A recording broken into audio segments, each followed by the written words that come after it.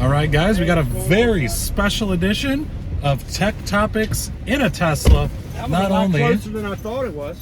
Hey, Airport-wise. what airport are we at? CLT, right? CLT. That's right. We're here at the CLT airport picking up the cybersecurity expert. We're live right now. Steve, what do you got to say? We're live on what? We're live right now. Tech Topics and Teslas. Tech Topics and Oh, Teslas. that's nice. Yeah. So today we're talking about artificial intelligence in autonomous vehicles. So just look in the two front seats and you'll see artificial intelligence. That's why we love Steve. This is the deep Ba-dum-bum. fake. The deep fake right here. So new technology is improving on the daily, obviously, but a new tech startup is using analysis of human movement to improve autonomous vehicles. So Jason, Steve, what are you guys' thoughts on the dangers of this and the benefits? It's a deep topic. I mean, there's a lot of dangers around this topic. I could see that, autonomous driving, if it's on its own and it's doing this thing's great, but I think there's still some level of attention that needs to be put on the road, right? So if it can pick up the fact that, although you're in autonomous mode, you're really not paying attention to the driving, you're asleep or you're texting, that can only be a positive thing to reinforce the fact that that's not behavior that you should do.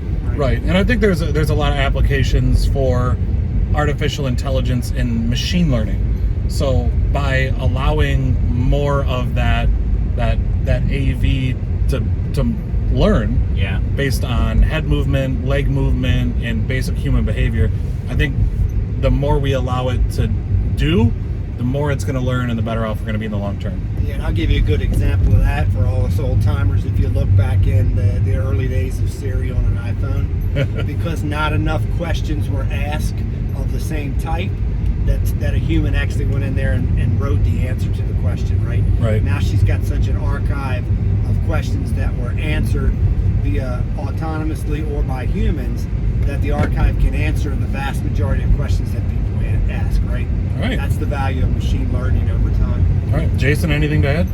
I mean, I think it's definitely going to aid in assisting and offloading some workload, off of humans. Mm-hmm. But I don't believe at this point in time to say that it's fully going to replace, the driving scenario.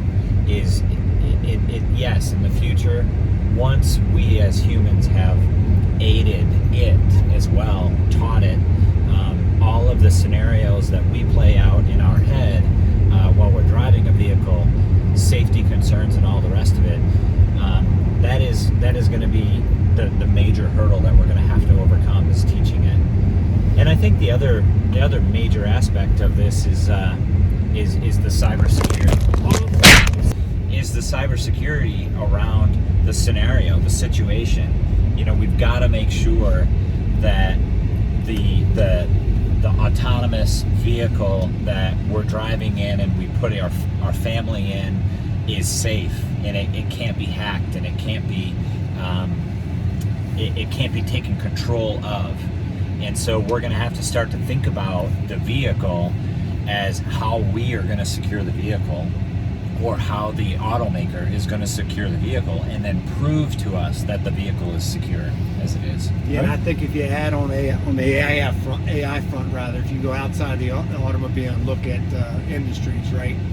If AI could work in a proper fashion, then in commercial informatics or healthcare informatics, IBM Watson would control everything, right? Mm-hmm. And obviously, it's super cool and advanced technology, but it's still so bleeding edge that it really doesn't have it doesn't deliver real world value like it was promised.